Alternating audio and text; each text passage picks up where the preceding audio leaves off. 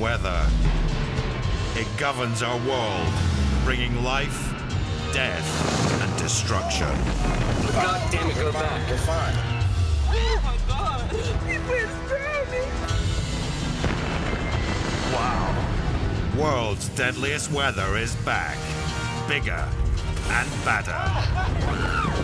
This time we include deadly natural disasters. One of the most terrifying moments of my life. Featuring earth-shattering quakes. Yo ahí vi pasar toda mi vida. O sea, yo pensé que ya no la iba a lograr. I saw an entire building collapse. It was like something out of a movie. And volcanoes. It looks like all of my wildest dreams. Using people's extraordinary self-shot footage. We're gonna die, dude! We gotta get out of here! Mason, get away from the windows now! And their death-defying stories. I remember instantly thinking, I just watched her die. I had to turn on my inner stunt driver and just get out of there quick. I thought I was gonna burn alive. We go eyeball to eyeball with Mother Nature. It's crazy! It's crazy! Come on! And witness up close Get on there! the all-consuming power of the elements. The mountain was coming to get us. Flash floods right there! This place is just hell. It was just horrific. I had never in my life experienced anything like that. Everybody take cover!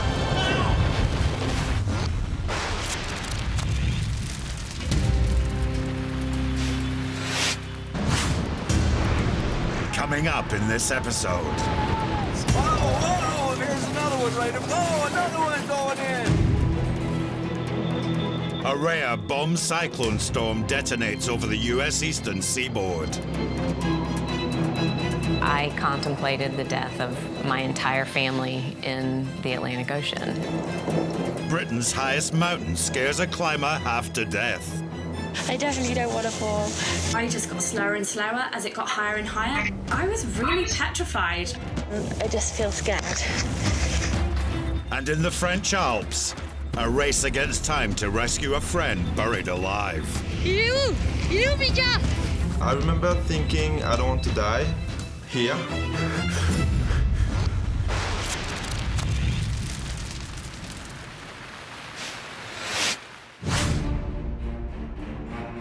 Most of the United States has a continental climate, with hot summers and cold, harsh winters.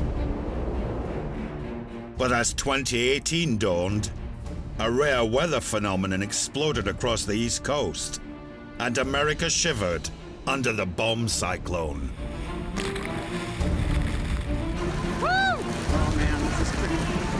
Put simply, a sharp, catastrophic plunge in atmospheric pressure created a winter storm packing a massive punch, with winds able to reach hurricane force.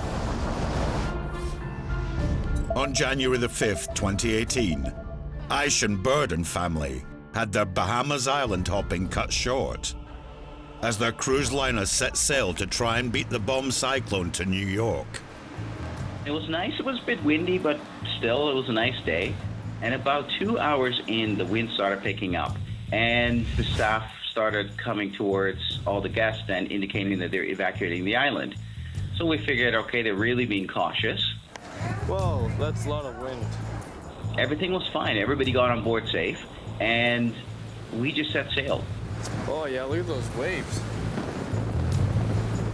That evening, it started really, the wind started picking up. The waves started moving the ship around, so you could start feeling it. So it was kind of getting a bit uncomfortable. But around midnight, we were at the restaurant, and all of a sudden the ship took a violent tilt to one direction, and it kind of stayed there. Plates started flying, chairs started falling over. So I got nervous. At that point, that was the first time I kind of said, this is not a good situation. So I shot up and I said, I'm going to go to the kids. So I ran over back to the cabin. My son was sound asleep. My daughter came out and said, wow, what's going on? I said, it's okay. I didn't want them to panic. I didn't know what was going on, but I said, everything is going to be fine. I can see the ocean just extremely violent with the waves going up and down. So that was kind of the panic moment. The Norwegian breakaway cruise liner had been hammered by the fast-moving bomb cyclone. Sarah and Brian Corey and their kids were trying to sleep while the wild ocean flung them around. Brian woke me up and said, "There's something very wrong. Our neighbor's balcony door has been blown out to sea with their belongings, and our door won't fully close." When you get on a cruise ship, you just assume that it's going to be fine. And then as the night went on, like one thing after the next started happening. So a couple hours later, they then closed off all the outside decks. I went to the lobby to just meet the girls, and Brian, of course, stayed with our son in the room. He actually was able to pull up Doppler radar. So he sent me a text, said, I just want you to know, I think I see what's happening. We're sailing directly into this huge storm. By now, the cruise liner was being battered by winds reaching hurricane force and 30-foot waves. It all proved too unnerving for Aishan. About 3 a.m., I said, let me just walk out the cabin and just take a look. And I was walking through the hallways, and there's water running down the walls. And I'm like, what is this? And then we saw people, the staff, they were literally mopping the water from the carpets because there were sliding doors onto the deck itself, but the winds were so powerful they were shifting the doors open, and the water was just coming through. It was just all over the place. Even in the main atrium, where really water should not be getting through, and the winds are just howling. The captain came online, giving just a repeated message saying we are adjusting the speed of our ship to minimize the movement, and he must have said that multiple times. And I kept telling everybody, it's not working. I know he's trying, it's not working. There was no controlling that ship. That was the moment that I'm like, this is not a good situation. It was terrifying. Logically, we couldn't have survived if something went wrong. The situation was just as bad on land. Worst affected was the top of Mount Washington, the highest peak in northeastern United States. Known as the home to the world's worst weather, few would willingly endure a bomb cyclone up there. But for Caleb Mute, it was his job. Our mission is to advance the understanding of the Earth's natural systems that make up weather and climate. We do so by maintaining a mountaintop weather station here on the summit of Mount Washington. So Mount Washington is an extreme place for sure. The coldest temperature that we've ever recorded on the summit was 47 degrees below zero. We have the highest wind speed ever observed by man, which is 231 miles per hour. We also get a lot of snowfall. We average 281 inches of snow per year. So we also get very, very dangerously cold wind chill. So we love the extreme of the extreme, and this is the place to be for that. We're all kind of always looking at the weather models. So we actually knew pretty well in advance that this big system was coming.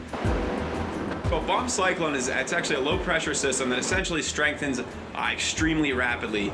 So we measure it with millibars, the center of low pressure. To qualify for a bomb cyclone, it needs to drop 1 millibar per hour for a 24-hour period. On this particular one, it actually dropped 59 millibars in that 24-hour period. We had very strong winds, 122 mile per hour winds. We also had a good bit of snowfall with that. It stayed windy for the next 4 days. We were gusting over 110 miles per hour for 4 straight days, and the temperatures got incredibly cold behind that. Dropped down to 38 degrees below zero. That's Fahrenheit. I can honestly say that behind that bomb cyclone, it was one of the more tiring stretches up here for that many straight days. 4 days being blasted by the bomb can be extremely wearing. So to liven things up, Caleb put Mother Nature to the test. I had a t-shirt that was lying around, and we decided that we should douse it in water, and we wondered what would happen, how fast it would freeze if we took it outside. So that's what we did. Sure enough, the t-shirt froze very fast. It was kind of entertaining. Conditions were very cold. I know we were dropping to the 30s below zero. And then the winds were awfully gusty also, gusting well beyond 75 miles per hour, which is Category 1 hurricane strength. You know, you can start to experience the effects of frostbite in just seconds. And then after a minute or two, you know, you could have permanent damage on your skin. We're kind of always trying to come up with new ideas up here. So the following morning, the temperature started dropping to around 38 degrees below zero. So we decided to do another experiment, and one of the ones we like to do is freeze bubbles. The second you blow a bubble, that moisture is going to freeze right before your eyes. It's cool because they kind of fall onto the ground and then they tumble around like a tumbleweed. They're just kind of a cool visual depiction on how cold it really was getting. Boiling water experiment is one of my favorites. What we do is we'll go outside and release boiling water into the winds when the temperatures are below zero. And the hotter the water is, the further spread apart those molecules are. And then once you expose it to those frigid temperatures, immediately it turns into a cloud of ice crystals right before your eyes. It's a pretty neat experiment to do. At least Caleb was able to revel in the horrendous conditions. Later, as the bomb cyclone cranks up a gear, the Norwegian breakaway gets the mother of all poundings as it sails into the eye of the storm. My daughter looked at me and said, "Mommy, are we gonna die?" And treacherous US roads lead to multi-vehicle pileups, with an aging Michigan couple caught in the middle of a frightening game of dodge 'em cars. Here goes another one, a big truck. Oh, Christ. That's the third time we've been hit. It was like you're holding your breath the whole time, waiting for another hit, another hit. There comes another one.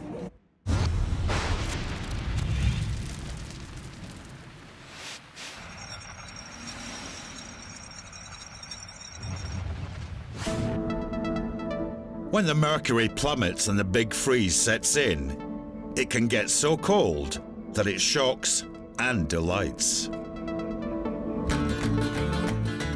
In the depths of winter, some parts of Russia have recorded the lowest temperatures outside of Antarctica.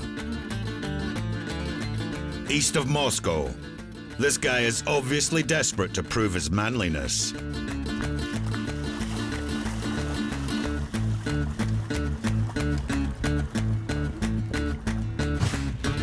Not only venturing into freezing water, but pumping weights to boot. But sadly, he's completely upstaged by the granny behind, happily paddling like she's in a hot bath. Staying in Russia, it's so cold in the Penza region, this moose is taking refuge on the busy road, using car's exhaust to try and warm its bones. Although sucking in those fumes is definitely doing more harm than good. In southern Russia, it doesn't seem to get any warmer. If you have a dirty windshield, you're stuffed. As this happens when you squirt the windscreen washer. Dry ice. Good for 80s pop videos. Not great as a window cleaner. Over in the USA. In New York, it can get equally cold, as this parched guy discovers to his obvious amazement. You're cold as ice. You're cold as ice, Mark, normally. Wow.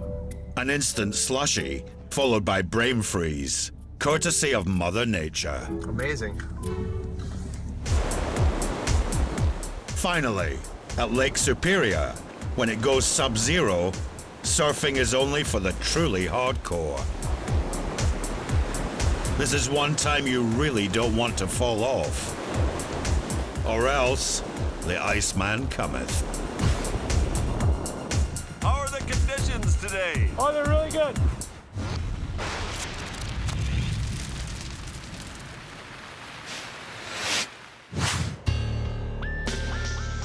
Deep in the Scottish Highlands sits Britain's highest and arguably most spectacular mountain, Ben Nevis, soaring at 4,412 feet above sea level.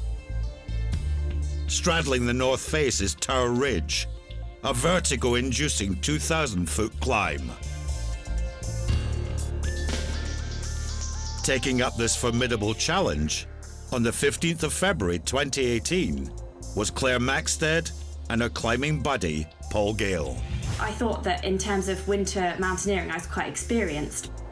I wasn't with a guide or anything, it was just a friend. He was leading the climb. Where are we now? This is coming up to the base of the Great Tower and the Eastern Traverse leading round to Tower Gap. I didn't have any worries. I just thought, that looks epic. Yeah, I can do that. That's no problem.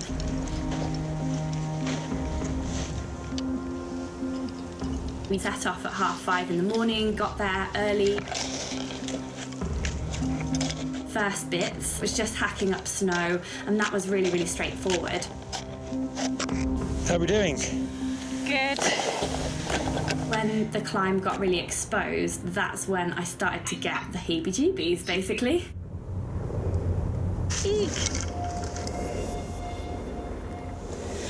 It's really scary, like really scary. I would not want to be up here without you, and that is a scientific fact. Eek. I just got slower and slower as it got higher and higher.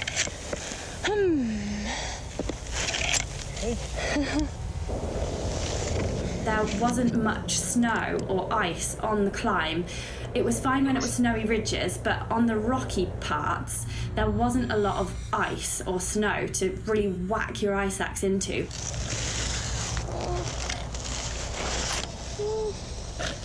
Eek. So I was getting really concerned that I couldn't get a good grip on the rock. It's tricky. I know you've got me, but I don't want to fall.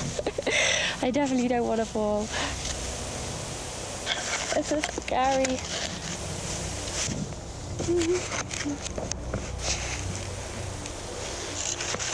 Don't pull the rope, because I'm gonna fall sideways. With Ben Nevis February temperatures well below freezing, prolonged exposure on this windswept ridge meant hypothermia was a real risk. I was starting to shake. I was starting to really feel every breath of wind. It just went straight through you. I'm quite scared. Are you? Yeah. Why? Because I might fall off.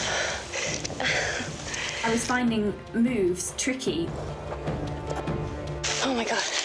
The fear slowly mounted. I think I am in a bit above my level, if I'm being totally honest with you.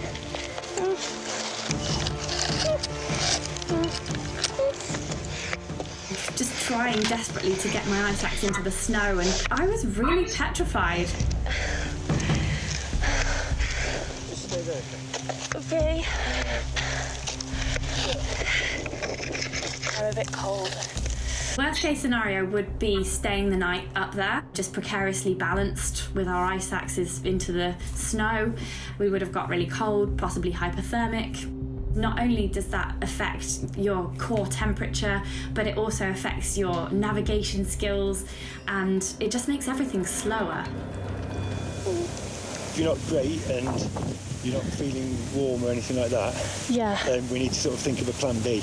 My climbing partner made the decision to call mountain rescue. He could see that I was really panicking and I was really floundering at that point. Just the longer it takes, the more time you have to look round. And I just feel scared. I felt like an idiot, but you have to swallow your pride. People make mistakes, and I've made a big mistake. I shouldn't have been there. With the light fading and temperature dropping, the HM Coast Guard was scrambled to get Claire and Paul off the mountain before dark. You could see the helicopter and it sort of hovered for this agonizing, it must have been 2 minutes, but it seemed like an hour. And then all of a sudden he's just below you, balanced on the mountainside like that, ever so calm, so calm. If I wasn't getting married this August, I would have married that guy. But the first time I felt properly safe was in the helicopter. With several people dying annually on Ben Nevis, Claire was reassured by her rescuers. It's always better to be safe than sorry. They all said that it was the right decision, so that made me feel a lot better. The weather is just so changeable in the UK, but you've just got to respect it. Feeling so out of control of the situation, I just think I never want to put myself through that again. You could die. People die doing that. I thought I was really experienced in the outdoors, but I reached my limits that day. Didn't like it.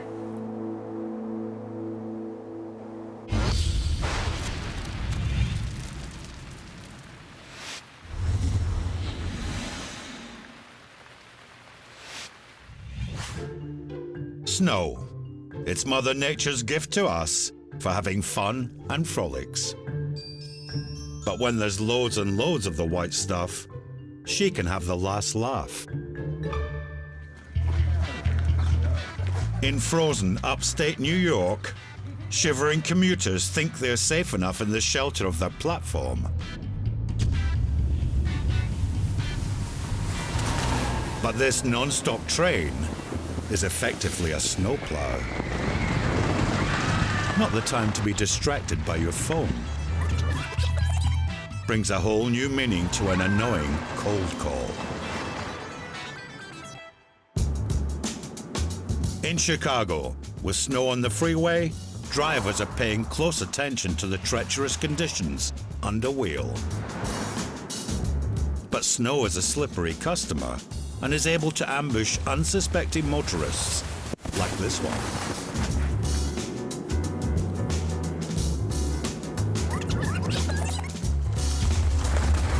Who takes a payload of the white stuff head on. One of the first rules of heading out into a snowstorm is cover up well. This guy in Rhode Island hasn't got the memo. But there's always some know-it-all to point out the obvious. Hey, it's snowing out. You need help? Yeah. It's snowing out. Yeah, I know, guys. Why is your vertical down? I've heard of Puss in Boots, but Bulldog in Boots is barking mad. Even with all his winter attire, this pooch hits pause when confronted by the deep stuff. No matter how much coaxing, walkies is resolutely off the agenda. While some find snow a bit tiresome, others embrace the sheer thrill of it. This guy in Jackson, Wyoming is hooked on the deep powder. While it looks exhilarating, and he's clearly on a high, his frozen rictus is more likely from facefuls of freezing snow. Still to come, a desperate rescue to find a friend buried alive and suffocating to death. You just have to concentrate on breathing. After a few minutes, you just fall asleep. And a daredevil risks soul to be the first to ski base jump in Britain. Cliff strikes that are the worst outcome of a base jump like this. Dropping.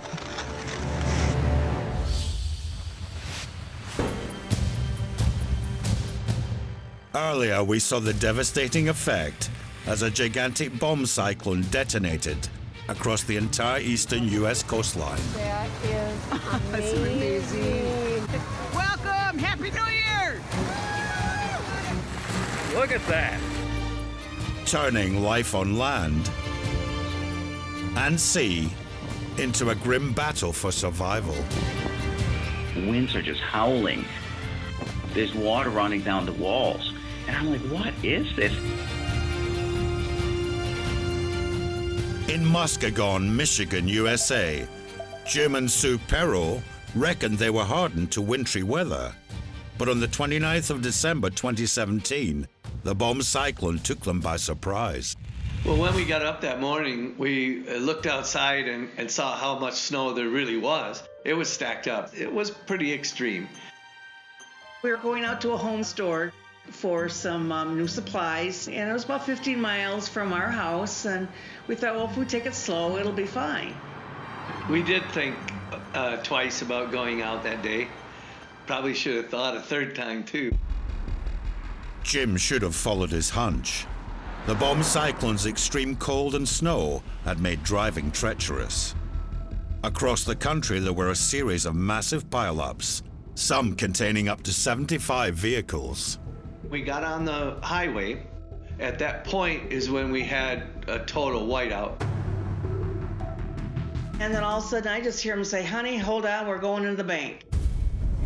Look at them coming in. Cars coming in. Boom, whoa. Just keep, oh, there's a big truck piling in here. Whoa, whoa, right in front of us, down in the ditch. Whoa, whoa, here's another one whoa, another one going in. Okay, and I'm shaking and I'm just trying to get the phone and I called 911 right away. You better get somebody out here on South 31, man. They are crashing like no tomorrow. There's 50 cars smashed out here right now. Here comes another one at us, honey. There comes another one. Now there was a car up against my bumper and somebody just took out that car. There's another one. There's another one.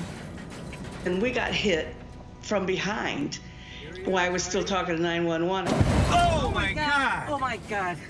Oh, Okay. somebody's gonna get, oh my God. Okay, thank you. They gotta shut this highway down. The people that were coming across my front bumper, I couldn't believe it. They had to be going like 60 miles an hour. Here goes another one, big truck. Oh, Christ. That's the third time we've been hit. Oh, they're right on your door now. Yeah. Had any of those hit us in the side, it could have been real bad. And I'm just sitting thinking, when is this gonna stop? This guy's right on our door. He's right out here. It was like you're holding your breath the whole time, waiting for another hit, another hit. And then when you start seeing the emergency crew people walking around, then we knew that the cars had stopped coming. And it's just like, whew, then you can let out a breath and just kind of sit back a minute.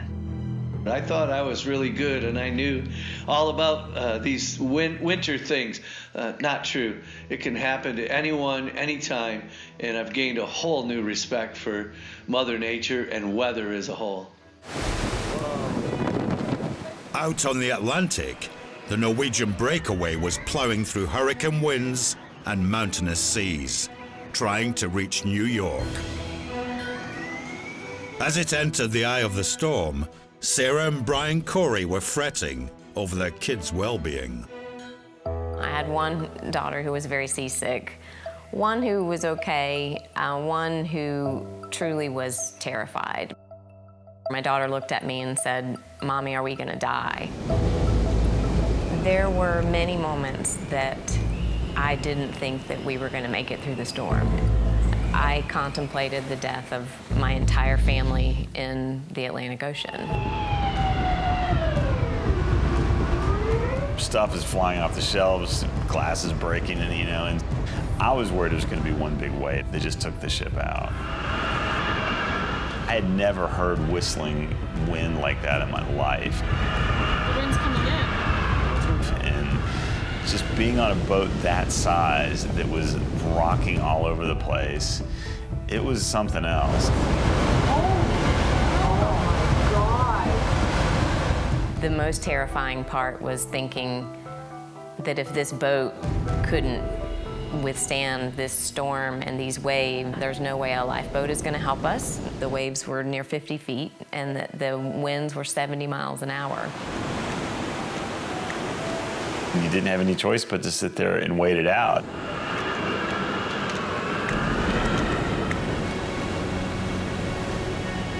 The bomb cyclone lasted 4 days, bringing total chaos to eastern United States.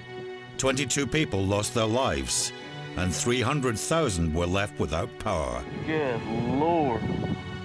The deep freeze even spread as far south as Florida, that saw its first snow in 29 years. A rare phenomenon in Tallahassee, Florida. Decimating wildlife used to tropical weather. And this poor little guy is frozen. Apparently he's not dead, so I'm gonna put him in the sun.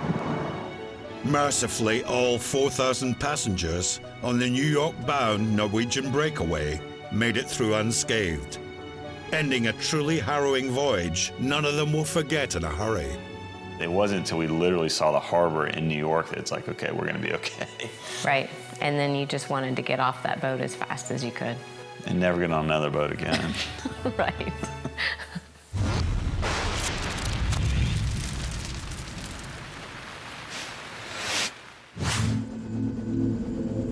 Les Trois Vallées in the French Alps. Covering almost 400 miles, it's the biggest skiing area in the world.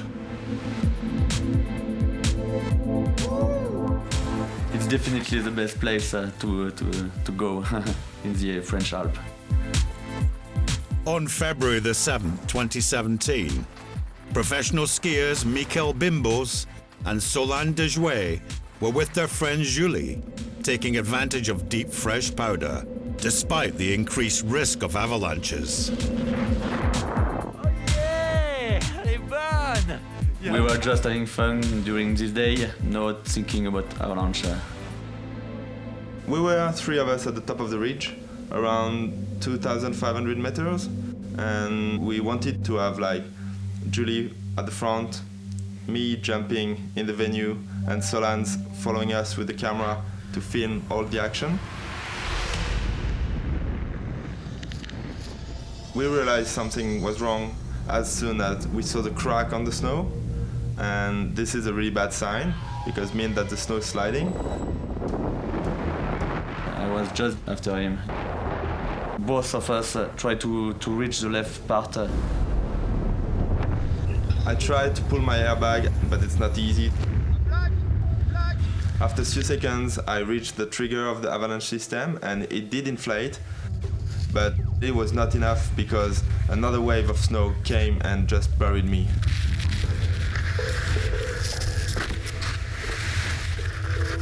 It's really noisy. It's like being on a wave in the ocean.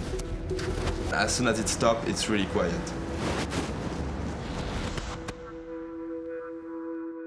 I've been trying to move my arms, my head, my legs, and it's just fully trapped. It's impossible. You try once, and then you say, all right, I can't. And then you try again, because you don't want to believe in that. You just have to concentrate on breathing. After a few minutes, you just fall asleep.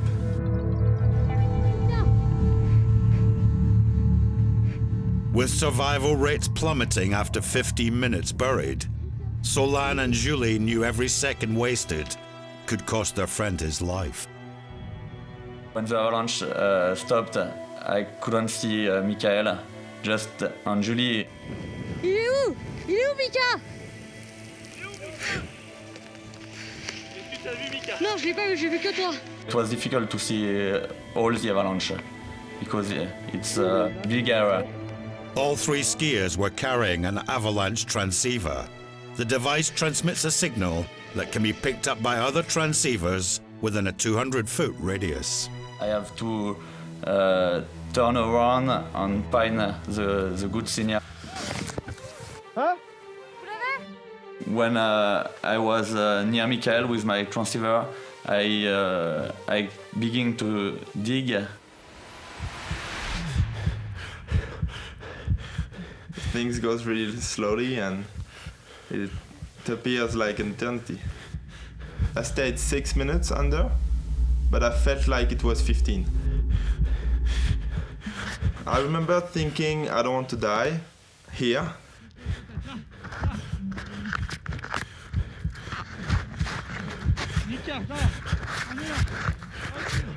So I find his shoulder pretty fast, and I can find his head just after that. Respire, respire, respire. On est là, Mika. Allez.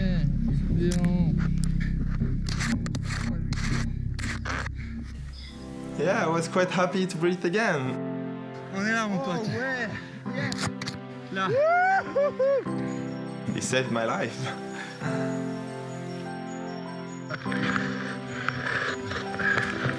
Despite being expert skiers, this was the first time that Michael and Solange had a near-death experience on the mountain.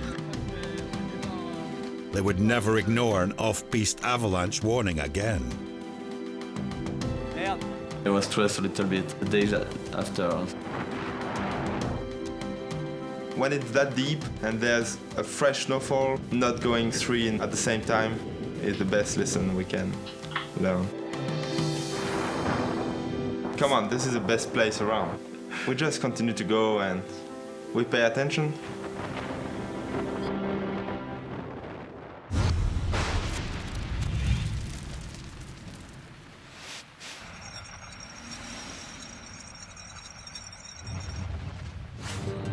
Snow avalanches are Mother Nature's deadly ambushes, attacking with little warning and startling speed.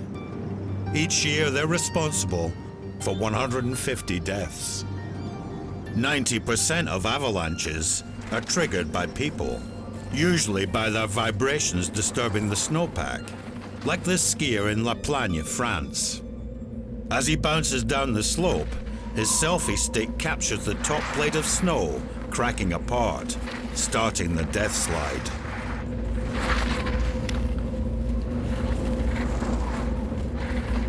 With the human body being 3 times denser than avalanche debris, it's best to swim to stay on the surface. As this guy does, which may have saved his life.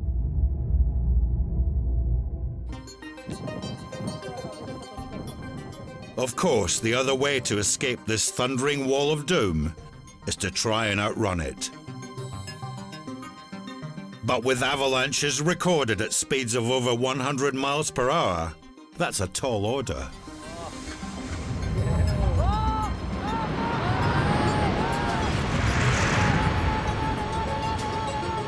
It helps, though, if you're a professional freeride snowboarder, like this guy in the Pyrenees. But even the pro only squeaks through by the skin of his teeth. Oh, impresionante esta weá. If you're hiking and a giant avalanche hurtles towards you, there's no chance of running to safety. No creo que llegue. Oh. These two guys in Patagonia, Chile, are mesmerized by the awesome force of nature, not grasping it's heading straight for them. ¿Tú crees que llegue? Oh.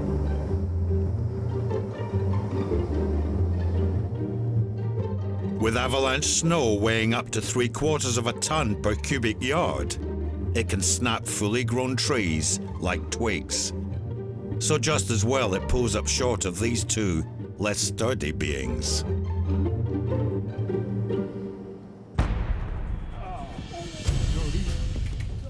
One way to keep us humans out of harm's way is to clear any dangerous snow caps with a controlled explosion.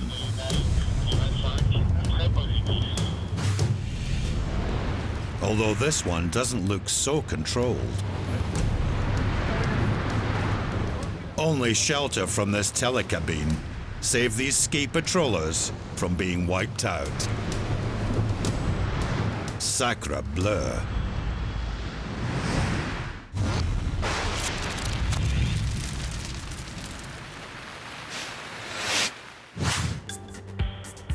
When the winter snows fall, Tim Howell's eyes light up.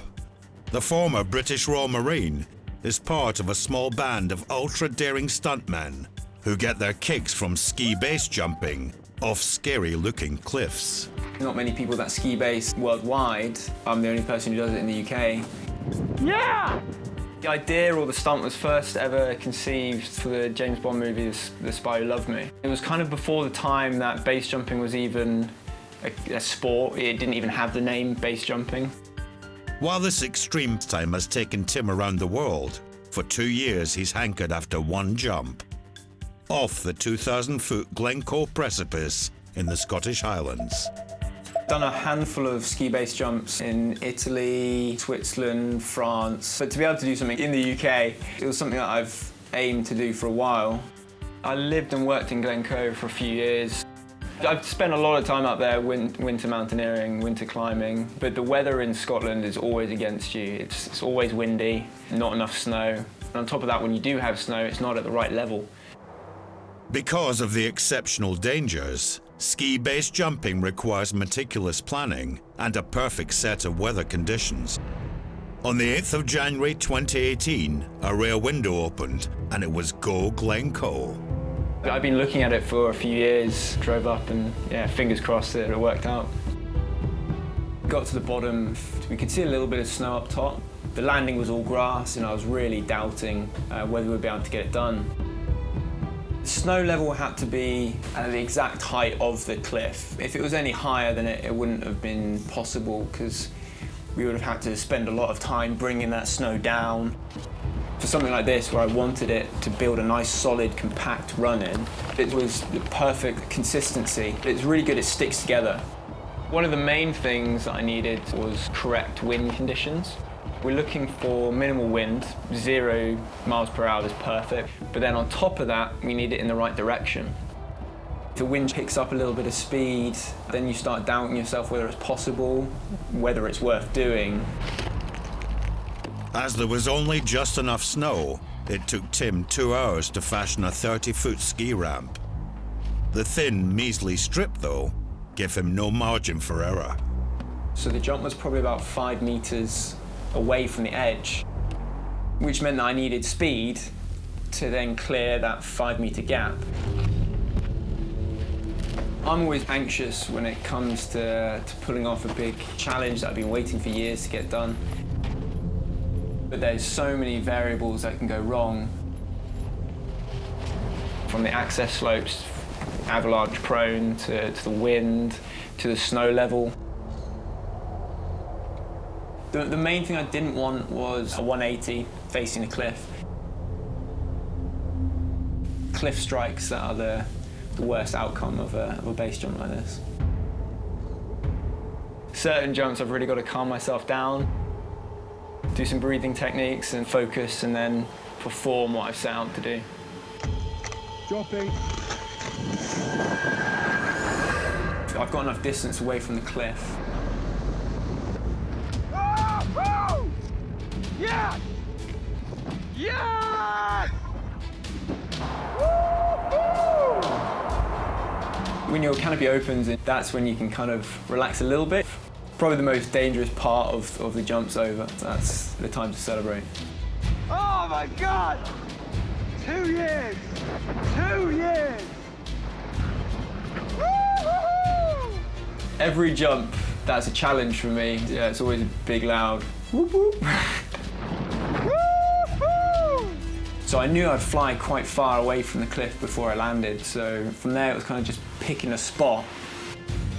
It's quite weird to land on grass with skis because you take some of the shock from your knees by skiing out of the landing.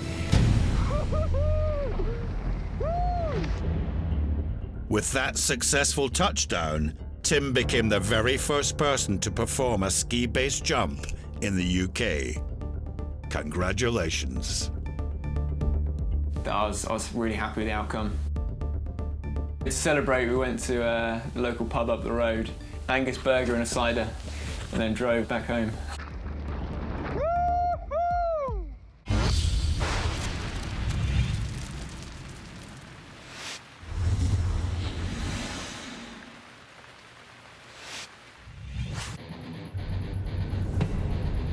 There are some adrenaline junkies out there who feel compelled to push the envelope and their luck, taking on Mother Nature. So, on World's Deadliest Weather, we bring you the ultimate, don't do this at home. When snowflakes gently cascade, it seems to play havoc with some people's sanity. And in Squaw Valley, US, this skier decides to not only jump off a massive cliff, but do it with a backflip. A millimeter out, and it'll more likely be back-breaking. Not to be outdone, this guy ups the ante with a couple of backflips, showing his balls of steel by putting them on display. What a plum.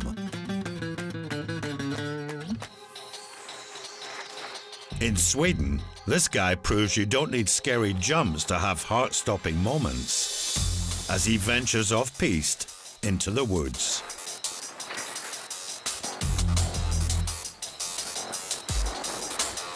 As potential limb breakers whir by, this Swede must have ice in his veins with this nerveless navigation.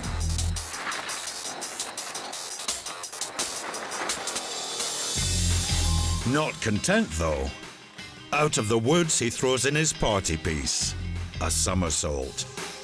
He may be a Swede, but he's behaving like a proper turnip.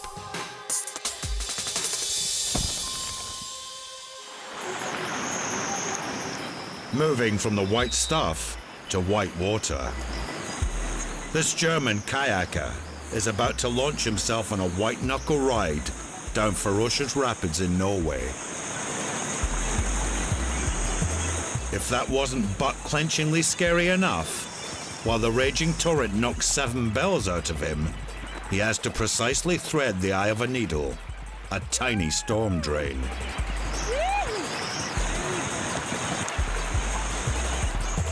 He gets a high five for his troubles, but it was very nearly bye-bye.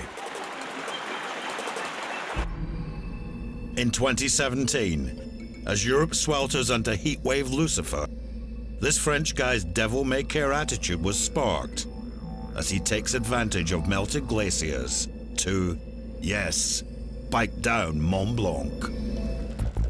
Europe's highest mountain, nudging 16,000 feet. Here are just some of the things that could have carted him off on the blood wagon.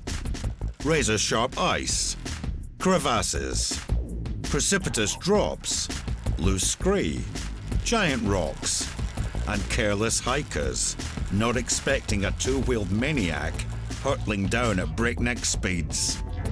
Formidable.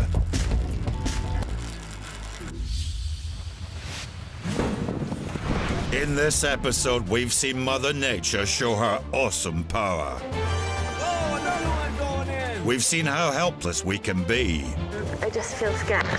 We've seen her tear down, destroy, and laugh in our faces. And next time there will be more, because deadly weather stops for no one.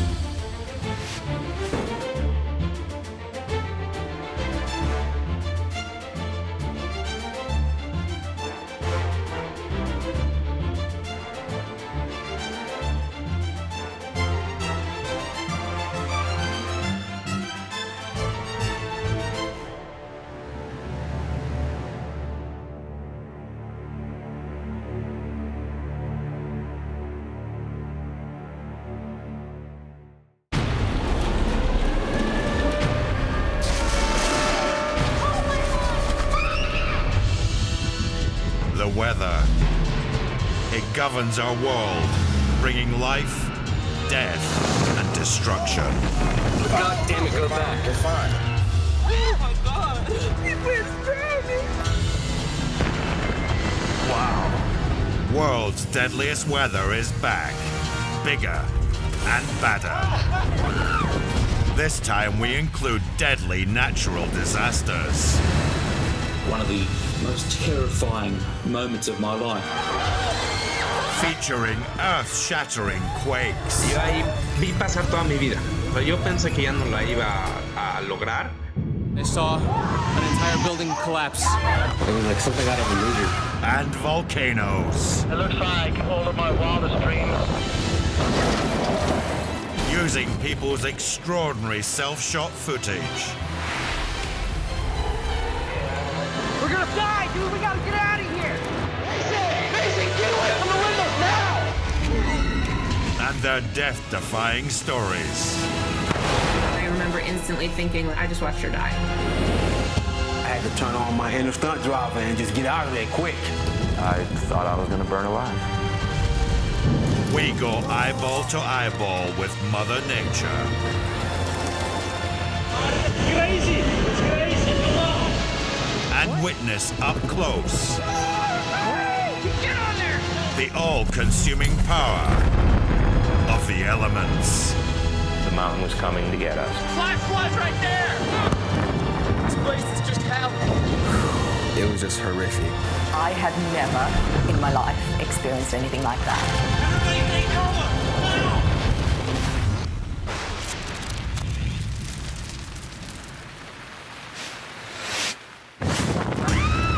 Coming up in this episode. Oh, sweet Jesus. A catastrophic wildfire incinerates America's most popular national park, trapping holidaymakers. We were so frightened, we thought we were gonna die. A Siberian freeze wreaks unimaginable devastation on Britain's sea life. There were literally hundreds of thousands of animals washed up on the beach. It was truly shocking. There's a swimmer caught! And in Alaska, for one man, kayaking becomes a horrifying fight for survival. Hey, he's pinned! As time went on, I really thought I was watching someone die.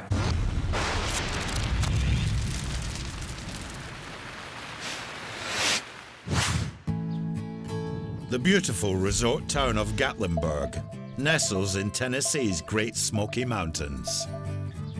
It's America's most popular national park, with up to 11 million visitors annually. In late November 2016, Angel and Steve Craig were heading there with their two sons for a special Thanksgiving treat. Oh, yeah! Gatlinburg is a very beautiful country, laid-back setting that reminded me of my childhood. It was gonna be beautiful.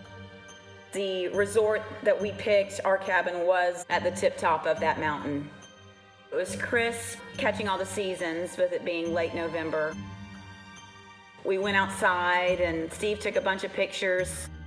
And in those pictures, the sky is amber. It's beautiful, but it was strange. We'd never noticed a sky like that. And it was warmer.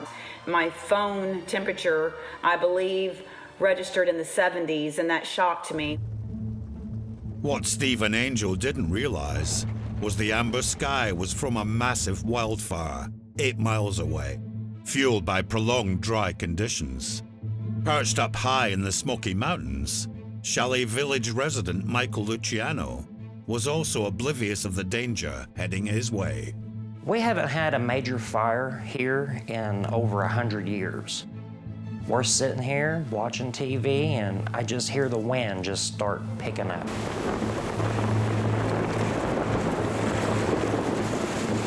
Wow. And I said, you know what? I'm gonna take my phone and I'm gonna go outside and I'm gonna film some of this wind. The wind's pretty bad. I had no clue what I was starting to film. Yeah, it's just getting worse. Wow. This is really bad. I start to see a glow coming from all around. It was like a 360-degree glow. And there it is. Lots of smoke. The smoke was just starting to get worse. Lots of smoke. And I'm thinking to myself as I'm filming this, you know, this is kind of disturbing. Completely surrounded. There's a fire real close. I'm looking up and I see this little itty bitty fireball, which we call an ember, and I just got this super gut feeling. It's time to evacuate. It's time to go. By now, Angel and Steve, who were in Gatlinburg town on a shopping run, were also getting unnerved by the changing conditions. We went to the local supermarket, got the groceries. There was a heavy presence of fog or smoke. We did not know what it was. Came back, got into the cabin, and Steve was quite nervous and anxious. My youngest son, who's 10, Ethan, was looking out the back and saw the fire coming down the mountain. I was upstairs in our room and we both screamed at the same time, "The fire is coming." Fanned by powerful 80-mile-an-hour winds, the inferno had roared up on the Craig family and Michael. Go, go, go, go, go, go. Both now had to flee for their lives down steeply wooded tracks, engulfed by flames. We are now evacuating as Chalet Village is on fire. We had no clue what lied below us that night. We may not make it out alive. Get us out of here, Jesus. It hit that fast. Jesus' name. You need to be praying. We jumped in and went. Trying to get out of here. Burning up. The smoke was so heavy, the flames were coming so close. The fire was coming down through both sides of the mountain. There were homes that you could see were already being devoured. Oh, sweet Jesus, get us out of here. Lord God, we need you. Later, Michael Hit the gas! Hit the gas! and the Craig family are taken to the brink as they are forced into the firestorm. He was so frightened. We thought we were gonna die. Oh my God, look at that. And Gatlinburg counts the cost of the worst wildfire in the Smoky Mountains history. All I kept thinking was this has to be what a war zone is like.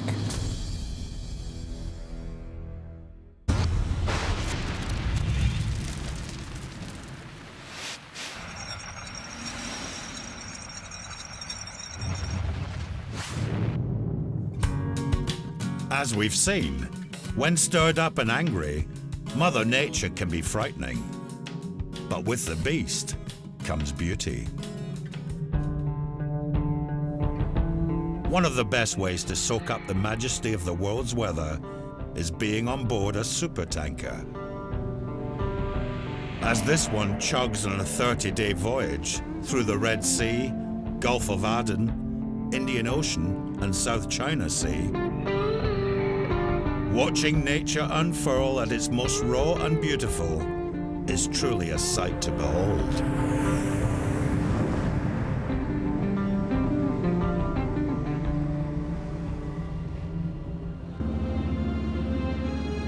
The vista can be just as stunning from the skies.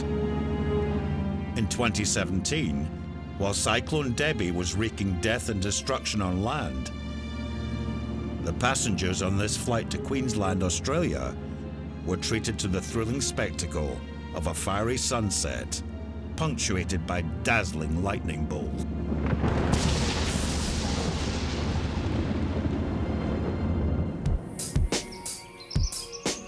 Even when our weather is tranquil, it has the ability to conjure up breathtaking beauty. It's dawn in Virginia, USA, and this magical roll tube, with its palette of gold, pinks, and purples, is spellbinding for those early risers. When Jack Frost comes out to play and the land freezes, the results can be spectacular. On a glorious day, Pineview Reservoir in Utah has transformed into the perfect winter wonderland, Mirror. It may be beautiful, but if the ice breaks, it's deadly.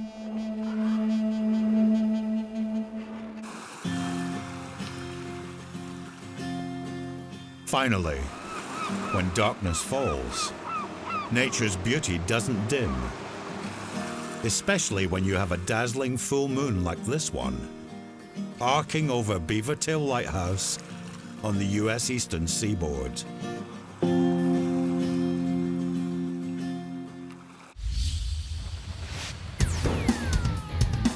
Extreme sports enthusiast Obadiah Jenkins loves nothing more than pushing the limits. For him, the harder the challenge, the bigger the slug of adrenaline it brings. My interest in the outdoors turned into more of a love of the extreme sports, and it sort of just captured my heart and took over my life.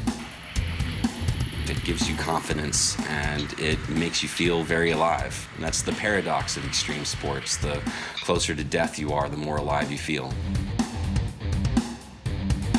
I was 12 years old when I first started whitewater kayaking, and that was the first time that I started running whitewater and really fell in love with the culture that was around kayaking. On August the 12th, 2017, Obadiah was participating in the famous 6-mile Whitewater Festival, a series of races down extreme rapids graded up to Class 5, the second hardest rated category. That's definitely not for the faint-hearted. The 6-mile Whitewater Bluegrass Festival it's a very small local festival here in Alaska. It happens once a year, usually around the time of my birthday. It has 3 major canyons, and each canyon gets progressively harder and more dangerous. And the rapids are just world-class. It's a beautiful, beautiful river. It's a very dangerous river. Just like any river with whitewater, it has its risks and its potential for disaster to strike. That river personally has almost killed me. The water levels change drastically. There can be undercut rocks, hydraulics, logs stuffed in places that you can't see. And if you don't take it seriously, it'll prove to you just how serious of a river it really is. Also attending this whitewater bonanza was freelance travel journalist and avid kayaker James Bennett. Half an hour before the main event, he took up a vantage point as contestants warmed up on the river. I've been a whitewater kayaker myself for about 25 years. A few very, very experienced boaters decided to go down first. This was before the safety was set up for the race. But then Dan came along, and that's when the trouble started. Dan Hartung is a recreational kayaker who had never paddled extreme rapids, but had accidentally followed the pros onto the river. Didn't exactly know what I was doing, but I'd made the first couple of turns when my spray skirt came off. Well, I took on water around that curve, and the boat started sinking. It got sluggish. It was low in the water. So I just decided to kick out of the canoe and float the rest of the way down. I looked upriver and could see this one kayak coming down. Could see that this man was in a lot of trouble. Hey, we got a swimmer coming down. Yo! Hello! Swimmer! The current pushed me over the outside corner of the river where I got caught on a submerged log. Hey, he's pinned! He's pinned! Let go, he's pinned! He's caught! Watching Dan being pinned in that waterfall drop was very, very frightening. Fortunately, Obadiah was bankside nearby and instinctively knew a life was in peril. There's a swimmer caught! I hear someone yelling over the roar of the rapids that there's a swimmer. So I grabbed my throw rope and I started heading upstream. Help! More help! I snapped into, I guess, go mode. You know, things got real. He grabbed onto the rope, pulled himself up. That was the first time I got a look at his face. And I knew that there was fear, there was desperation, and he was fighting for his life. I was encouraging him to try to rescue himself.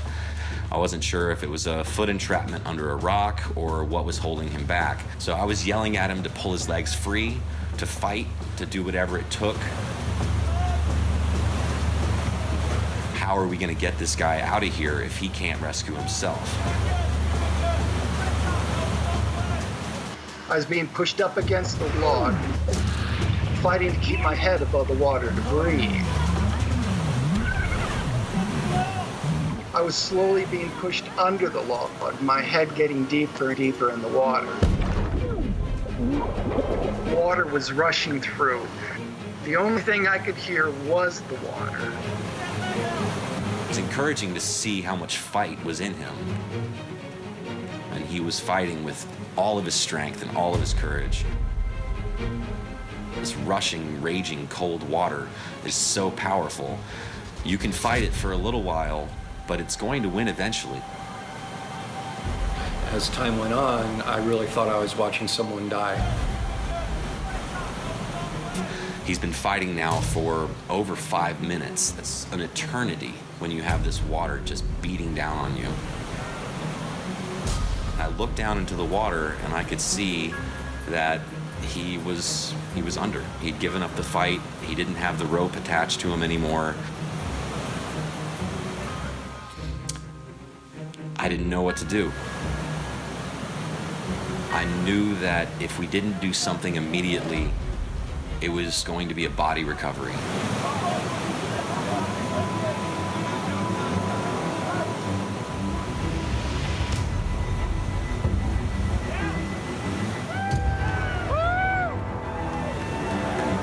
I think I was probably in the water maybe 1 or 2 seconds before I slammed into Daniel.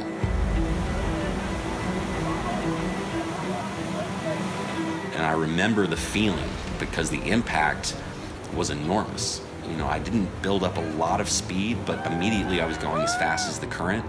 And Daniel was lodged in there in such a way that he wasn't moving. And when I first impacted him, it felt like a car wreck. When Obadiah jumped in, I was already out. I was already gone. Dan had no movement whatsoever. It looked pretty dire. This person can't be dead. Come on, man. Fight a little bit longer. Like, dude, it's my birthday. You can't do this to me on my birthday. Nobody dies on my birthday. As soon as we got him to shore, there was no pulse, there was no breathing, there was no signs of life. There was professionals there that weren't afraid to take action, that jumped into play and began doing all of the things necessary that brought this man back to life. I don't remember anything until I heard voices. People all around me.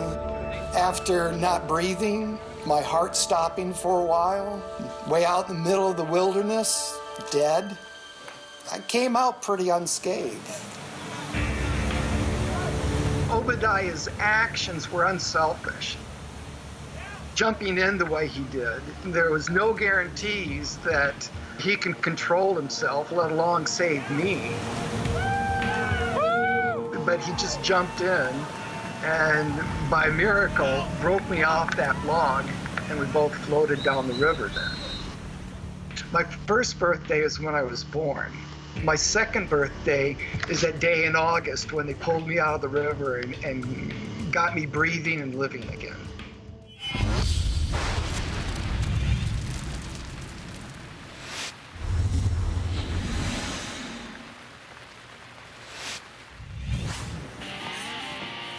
When snow flutters down, it seems to spark a collective outburst of creativity,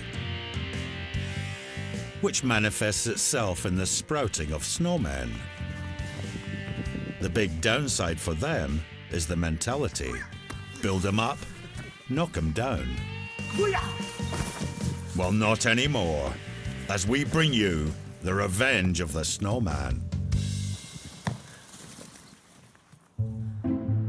This woman in Ankara, Turkey, has taken an instant dislike to this harmless snowman. Strike one didn't put it down, so she goes in for strike two. Still no joy. She winds up for strike three. Toppled, she goes in for the kill, but it's 3 strikes and out for her.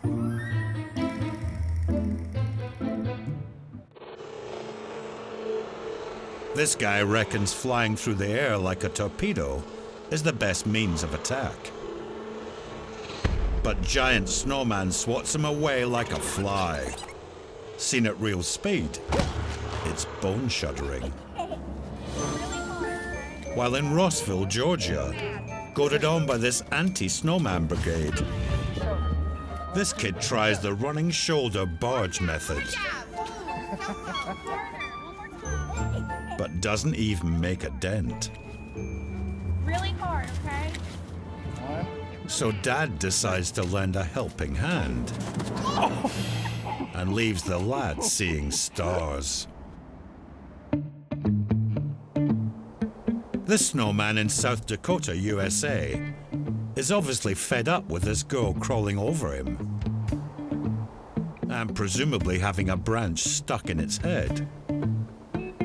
But with the help of his young accomplice, she's given the cold shoulder. What an abominable snowman.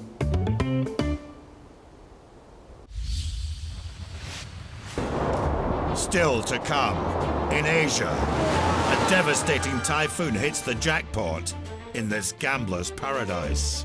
In the end, you can't do anything. I mean, you just let it go and try and save yourself. And the Siberian beast from the east savages a flock of sheep in Britain.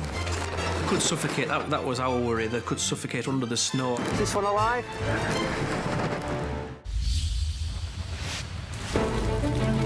Earlier, we saw how during Thanksgiving 2017, a devastating forest wildfire, fueled by gales and exceptionally dry vegetation, ripped across Tennessee's Great Smoky Mountains. Oh, God. Oh, sweet Jesus. America's #1 national park was thrown into panic. Among the thousands fleeing was local resident Michael Luciano. Go, go, go, go, go, go. We had no clue what lied below us that night. And vacationers Steve and Angel Craig with their 2 kids. We were so frightened. Oh, God. It was just horrifying. Oh, my God. Oh, my God. Look at that. Stay with me, son. Stay with me. My oldest son was having a full-blown panic attack. Take a little sip of this drink, son. Stay with me, son. Stay with me, son. All we could do was pray that we got out. Keep your hands on these vehicles that are darting out, honey. In Jesus' name, they're freaking out too. We were lucky to get out. It was the most sombering experience to know what we had just come through. Oh, God. Following the law enforcement, but keep his phone on charge. We thought we were gonna die. Higher up in the mountains, on a remote forest track, falling, burning trees were threatening to thwart Michael's escape. Hit the gas. I can't see. You can see. We'll get out of it. The flames, they actually traveled like 50 foot in like 3 seconds. That should have melted these tires in a heartbeat. Go. The smoke was starting to come in the vehicle as well. It was scary. Hit the gas, hit the gas. No warning, nothing. Not one single warning on the news. And you're telling me nobody knew. Almost every cabin in Chalet Village is burning. Right when we're getting down this mountain, about halfway down, there's this huge tree. And this tree was completely covered the road. Go through it. I can't. We cannot be stuck. In a situation like this, if you don't keep moving, your life is on the line. We rammed right through that tree. We just drove through a tree. As you're driving through this, you start to realize, people are definitely dying in this. This is just terrible. It's devastating. I've never seen anything this bad. Fire spreading quickly, so if you see the smoke or be able to evacuate immediately. It was the wildest thing and the most tragic thing that I have ever been through in my entire life. The 2016 Gatlinburg wildfires ended up consuming more than 15,000 acres of national park. 2,000 buildings were damaged or destroyed, and tragically, 14 people died. Once the area had been made safe, Tennessee transport official Mark Nagy was able to witness the apocalypse. What I saw then, that morning, was not what I had expected whatsoever.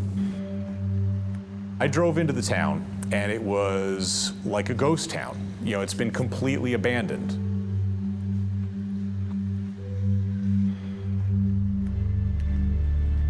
You could have a home in one spot, and then 100 yards to the side, you could have another home. And one has been completely destroyed, and the other one doesn't look like it has a scratch on it. And that showed you the direction and the speed that the wildfires went through. Incredibly, that house up there doesn't look like it has much damage at all. But then you just go a little bit further away and you can see what this fire has done. It is absolutely devastating. All I kept thinking was this has to be what a war zone is like. You saw areas where the only reason you know that there was even a home there is because it's down to the foundations. And it's like that as far as the eye could see. It was a once-in-a-lifetime type of wildfire in Gallenberg, Tennessee. And I pray that we don't see anything like that ever again. As for Michael, he was one of the lucky few whose house was spared. But the Craig family's holiday chalet wasn't so fortunate. All of these are gone. Oh my goodness. All down here, none of this made it. We did decide we'd like to get back to the cabin because we didn't know if it had burnt to the ground. Oh my God.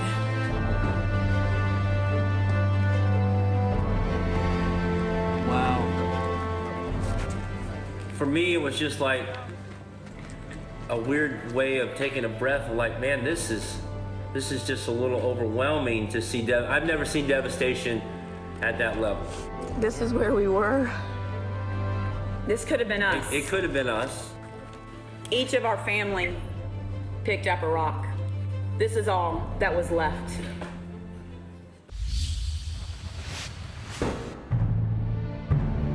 August the 23rd, 2017, Macau, China, the gambling mecca known as the Las Vegas of Asia.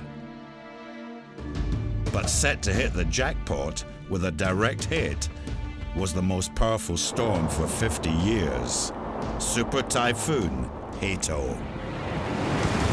Italian expat Paolo Bencivenga was full of nervous anticipation, high up on the 18th floor of his apartment block. The weather forecast told us that this typhoon would be very, very strong.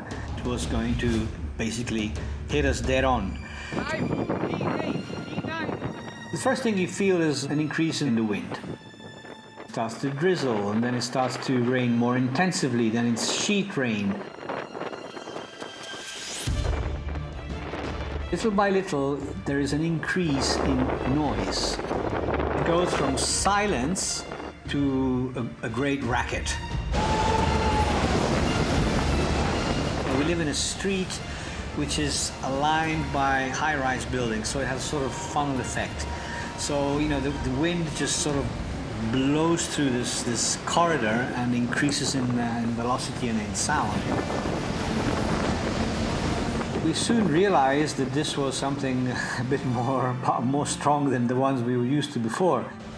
We prayed that our windows wouldn't break. So next to us is one of these nice, beautiful modern buildings, and I saw these 4 or 5 people, planks of wood. These guys are trying to hold a barrier by hand to prevent water going inside the parking lot. But obviously there was no way they could hold it, so they tried, but at the end, you know, the thing just washed them away completely. And in the end, you can't do anything. I mean, you just let it go and try and save yourself.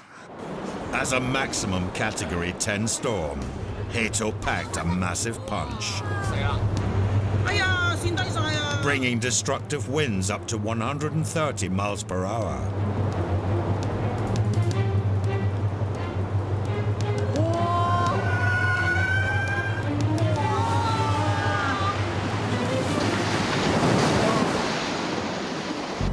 Downtown, in one of Macau's luxury hotels, security guard Prakash Pokharel was in awe of the tempest. त्यसपछि सबैजना भित्र बस्नु, सबै ढोका झ्यालहरू बन्द गर्नु, कुनै पनि मान्छेहरूलाई बाहिर होटलदेखि बाहिर जान नदिनु भन्ने इन्स्ट्रक्सन आयो। अनि हामीहरू भित्र बस्यौं, अनि माथि बिल्डिङमा गएर तलहरू हेर्यौं।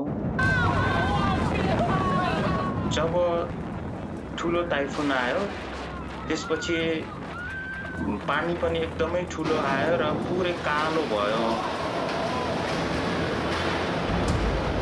हावा चाहिँ एकदमै निकै नै चर्को थियो त्यही भिडियोमा पनि सुन्न सकिन्छ आवाज एकदमै चर्को नै थियो एकदमै धेरै नै चर्को जस्तो एम्बुलेन्सको साइरन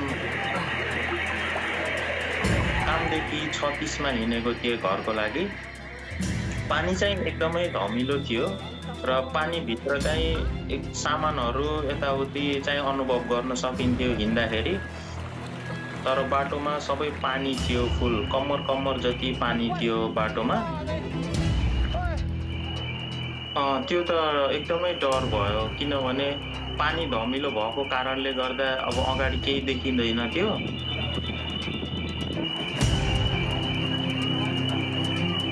म हिँड्दाखेरि त्यहाँ 4-5 जना चाहिँ हिँडिरहेको थियो पनि सोधेको थिए हेल्प चाहिन्छ भनेर सोधेको थिए र 2 जना चाहिँ अलि एजेड कपलहरू थियो उनीहरूलाई पनि मैले सोधेको थिए केही हेल्प चाहिन्छ उनीहरू एकदमै आत्तिरहेको थियो म 36 मा घर फर्केको थिएँ मेरो घर आउने बाटो चाहिँ सिर्फ 15 मिनेटको थियो अनि त्यो पानीले गर्दा मलाई अराउन्ड 45 मिनेट लाग्यो छाप त मेन जुन फ्लडिङ आयो त्यो फ्लडिङ नै एकदमै ठुलो भयो जुन रुमको स्थिति देखियो बाहिर मान्छेको स्थिति देखियो तपाईको फ्लडिङमा अब आफ्नै आँखाले गाडीहरू बगेको देखियो त्यो चाहिँ एकदमै बिर्सनै नसक्ने क्षण भयो Sadly, 12 people in Macau lost their lives to Typhoon Hato. The army was called in to clear the debris, and it took several days to restore power and water. The final bill was an eye-watering $6 billion. The following days, you would walk outside and you would see pieces of furniture, clothes, belongings, which were blown out of apartments. And I was pretty much shocked at what I saw on the street. This is a building site, and everything was ripped off and flew all over the place. And as you see over there, some of the debris which came off the building site. Broken glass everywhere from broken windows, broken trees, bushes, pieces of plastic, anything and everything lying all over the place. Oh wow, these were like bombs flying through the air, like shrapnel. If one of these things hit somebody's head, it's goodbye. Decapitated. My God, wonder where they came from. The 10 years that we lived in Macau, we never saw such a strong typhoon hit us. We were very lucky. Our apartment was fine. Our only problem is that we had a power cut and we had no water for 8-9 hours. When the next typhoon comes, I'll look at it with more care than before.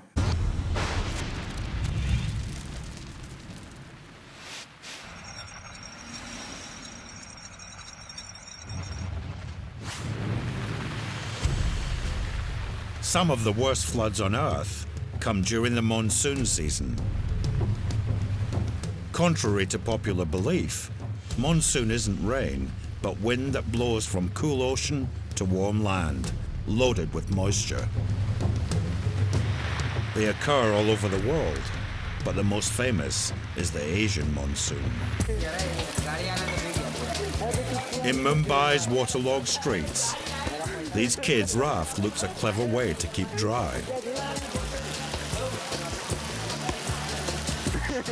But when a van barrels past, its floors are brutally exposed.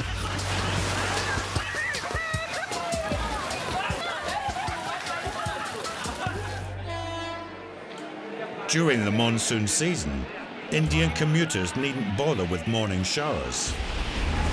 The 910 Mumbai Express does the job perfectly well.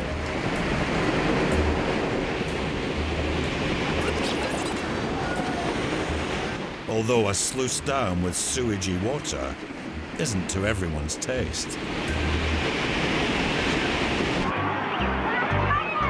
In China, after heavy monsoon rains, they take commuting across town to a whole new level. This woman in her submarine scooter is making light work of the heavy weather. And two wheels appears to be the best option in deep floods. Automobile commuters are left high and dry, making this woman very, very wet. In Chiang Mai, Thailand, the locals have devised an ingenious way to solve the problem of broken wipers. Yep, it's dubbed the human mop. But with Thailand having the world's second highest road fatality rate, he must be as daft as a brush.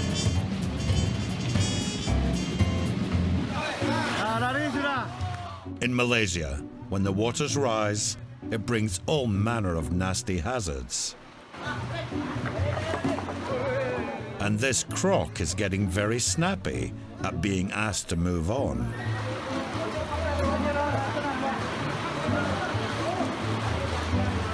This human versus reptile battle lasted over an hour before the crocodile was safely repatriated in the nearby river.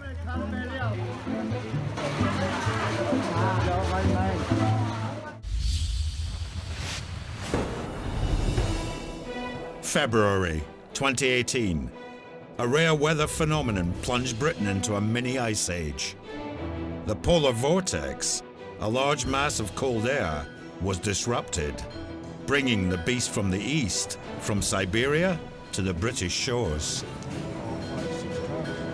With temperatures as much as 20 degrees Celsius below average, coupled with blizzard conditions, the emergency services were working flat out to rescue stranded people. Nobody's getting down, but you might be here for a while. That's all I can say. At Britain's highest pub, the Tan Hill Inn on the Yorkshire Dales, landlady Louise Peace found her regulars also trapped by huge snowdrifts. It's bitter, absolutely bitter. We are extremely exposed to the weather because we are literally on the top for 50 or 60 miles. It's just so bitterly cold. I think we got to about minus 21. The snow has actually blown over Tan Hill.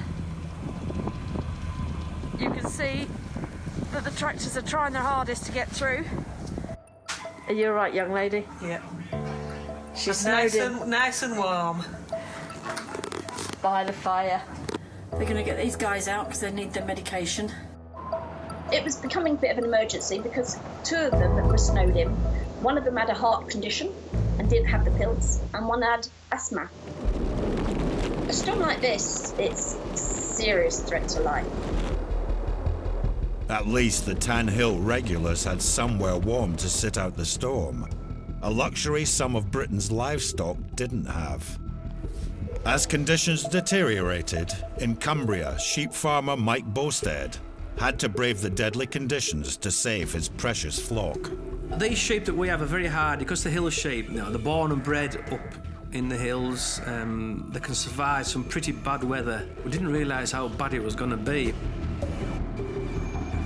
It was just like a total whiteout, and there was very strong winds, and there was snowdrifts up to probably 4 foot.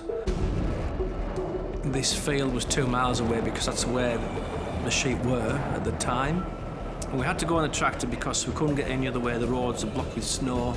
Didn't realise how bad it was until we got further up the hill. When we first got there was 40 missing, so we had to ride round. So they're stuck in the snow somewhere, we think, so we'll have to try and find them. And we found about 30 which were sheltering, but there were still 10 missing.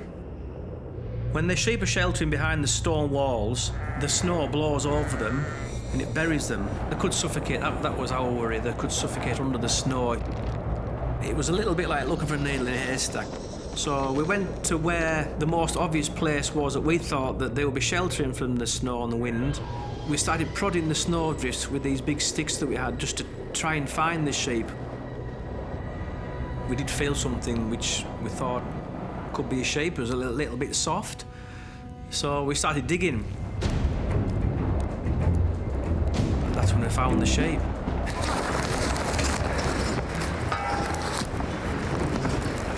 The first shape that we dug out, it didn't look too good. That one's dead. Yeah. Is there another down there? No. I think we'll dig a little bit more here and then see what happens. Yeah. Is this one alive? The second shape that we pulled out, I think we were just in time. I think another 2 or 3 hours, and that shape, I think it would probably have died as well. And it actually ran up to the other shape, up the field, and started eating the feed. It was pretty rough. We are used to tough conditions up here, we really are, but this was pretty bad. While it was a battle for survival on land, a sharp sea temperature drop of 3 degrees meant marine creatures were dying by the truckload. As Marine Advocacy Officer Bex Lynham saw for herself on Frestock Beach on the Yorkshire coast. I walked down the beach and, wow, I was really shocked with what I encountered.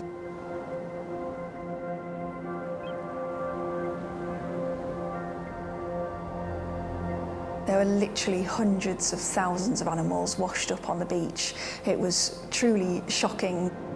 It stretched as far as the eye could see. I've never seen anything like that before.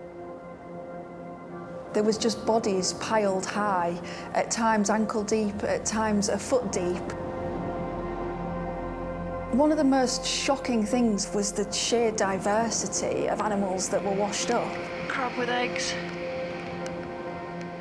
There was so much that we couldn't save, but we knew that there was an opportunity here to save some of the lobsters and put them back into the sea at a later date.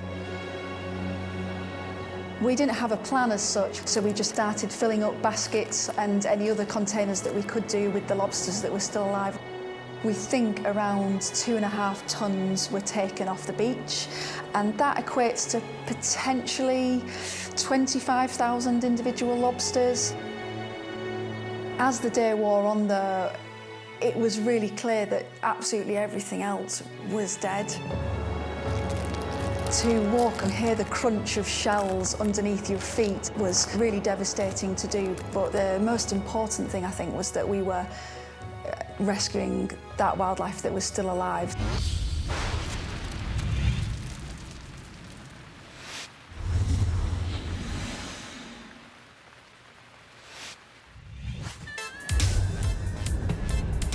Some people, despite their best intentions and valiant efforts, just don't know the limit of their capabilities. So, on World's Deadliest Weather, we're counting down our top of the flops. A new entry, in at number 5, is this snowboarder in Reno, Nevada. Keen to show off his fancy rail skills, he only succeeds in falling off the rails into a stream 20 feet below. Luckily for him, these broken branches prevent broken limbs. At least he's given his mate something to laugh about. Moving up 10 places to number 4 is pond skiing. This combination of downhill and water skiing is supposed to wow the crowds. But this guy from Russia just ends up as a damp squib. Holding firm at number 3 is this motorist in Tampa, Florida. He brazenly ignores the abandoned vehicles and attempts to go where no car has gone before. As soon as he loses traction with the tarmac, they're floating. Did you see that? Pivoting. Yeah. It's the end of the road for his motor. At number 2, this guy wants to show off by taking an icy dip. Except this ice is a bit thicker than he realized. Hopefully that bump will knock some sense into it. And the freezing plunge pours cold water on his foolhardy escapades. How cold is it? Staying at number 1 is this extraordinary scene in North Carolina. A tiny car towing a massive semi-trailer on an icy road has got flop nailed on. But in true David and Goliath legend, the giant is humbled. It's working, I can't believe it.